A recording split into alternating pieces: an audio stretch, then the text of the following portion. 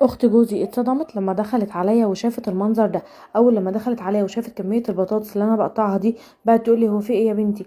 هو انت هتنزلي تبيعي بطاطس في السوق في العيد مقليه وبتجهزيها من دلوقتي، ولا انت هتفرزي كل البطاطس دي؟ هتفرزي كل البطاطس دي ورمضان خلاص خلص؟ قلت لها من انا هفرز. قالت لي امال ايه اللي انت بتعمليه ده؟ بس انت فعلا مقطعاها حلقات، يعني مقطعاها كده للطبيخ مش مقطعاها للصوابع والتفريز. قلت لها بصي يا ستي احنا بنعمل وجبات الخير.